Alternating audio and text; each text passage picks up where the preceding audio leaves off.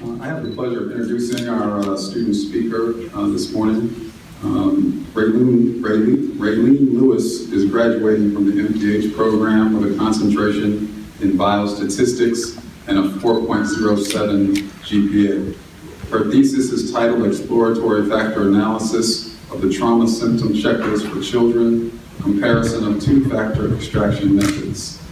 Throughout her program, Rayleen has served as a graduate research assistant where she examined the effects of trauma on mental health of children and adolescents. She also served as a graduate teaching and lab assistant for the Fundamentals of Biostatistics course over a span of 4 semesters. Rayleen completed her practicum at the Centers for Disease Control and Prevention and the National Center for Environmental Health with a focus on nutritional biomarkers and complex survey analysis. She has been offered a position as an ORISE fellow and will work in the Division of Viral Diseases, researching human papillomavirus. Please join me in welcoming her to the podium.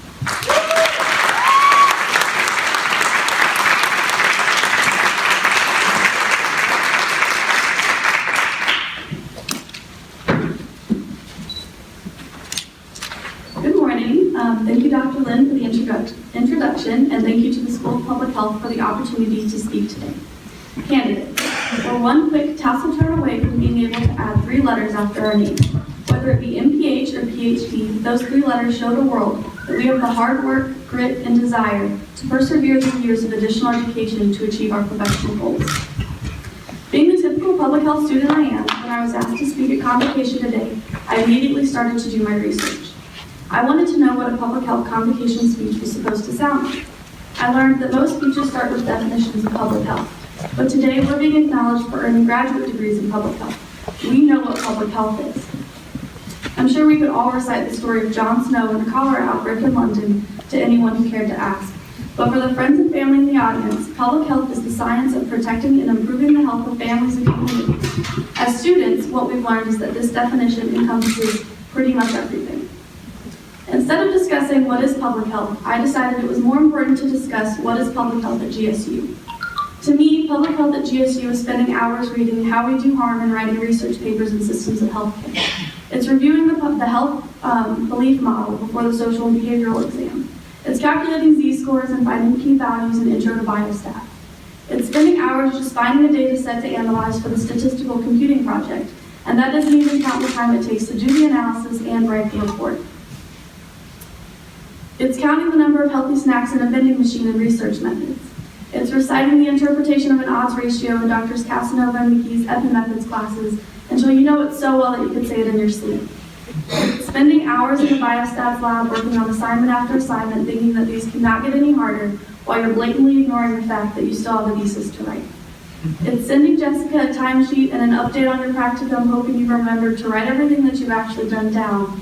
And most recently, it's getting that beautiful email from Gina that says, "Congratulations on completing your defense." At the time, these all seemed like one more task to complete in order to graduate. I never realized the bigger lessons I was learning. Now when I see a research study, I think, how does this fit into the bigger picture? Could this have been done a better way? Who do these findings actually affect? Most importantly, I learned how to talk about public health. Once I learned what public health was at GSU, it became very obvious what I loved about our program. To make one small public health difference, it takes a chain of diverse people. GSU promotes and produces classes of students that encompass that diversity. It starts with our faculty. Just to provide a small snapshot, we have faculty that have degrees in psychology, music, environmental sciences, statistics, engineering, public health, and sociology. The scope of their research interests is even more broad than the scope of their academic achievements. Their willingness to embrace that diversity is what allowed us academic freedom at GSU. We weren't all restricted to a single definition of public health. We had opportunities to cater our courses, classwork, and research towards topics we were actually interested in. I learned so much about the breadth of public health just by seeing what my peers chose to study. This diversity extends beyond research interests and into career goals. There are so many different roles for public health professionals.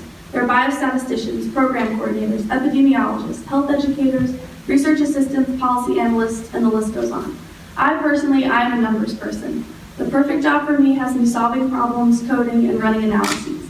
And the hardest job for me has me writing and interpreting policies or implementing programs based on those policies. I can crunch the numbers, pass along information to an epidemiologist who makes sense of the findings. Then I get to watch their findings be implemented into impactful programs and policies. This is what I consider the chain of public health. Without the policy and program-oriented people, my analyses would be meaningless. But my analyses help provide scientific evidence for program implementation and evaluation. I love that GSU produces a diverse student body that includes young professionals at every link in the public health chain. GSU helped me realize where my chain is, or where my link is in that public health chain. Now that we're all young professionals, we're in a position to find out where our place is at. But we're also in a position to watch the entire process in action. I recently started as an ORISE fellow at the CDC, and I've been able to see the public health chain firsthand. My team studies HPV and HPV vaccination rates, and my role on the team is to run analyses to determine the national prevalence of HPV and to see if vaccination is actually decreasing that prevalence. It's a perfect job for me. My team members bring me their questions, I write the code, I run the analysis, and I hand them back completed tables. That's my role in the public health chain. A few weeks ago, 2 of my team members presented to the Advisory Committee on Immunization Practices, where they presented a recommendation for reducing the number of HPV vaccinations from a 3-dose to a 2-dose schedule. Physicians and scientists on the committee discussed the benefits of the new recommendation. More people will get vaccinated. It'll be cheaper from a healthcare perspective. Parents don't need to schedule so many more appointments now. I was able to see how analytic studies provided meaningful interpretations that were combined by my colleagues to produce a single policy that will hopefully help improve HPV vaccination rates in children across the country. This is the public health chain. When I started at GSU, I barely knew what public health was. GSU has answered so many important questions. What is public health? How do you talk about public health? What does public health include, and how many people are needed to make a public health change?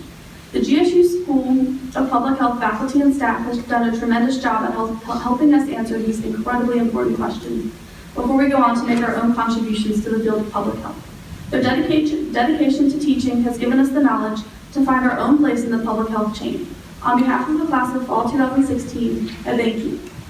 And thank you to all the friends and family and mentors that have helped us reach this point in our careers. Your support makes the world of difference. Class of 2016, we are only moments away from being able to sign our names with a comma MPH or comma PhD. The best part of our newly earned signature is the break from all the homework and studying that it took to earn it. Good luck and congratulations. I'm looking forward to hearing the amazing things our class accomplishes.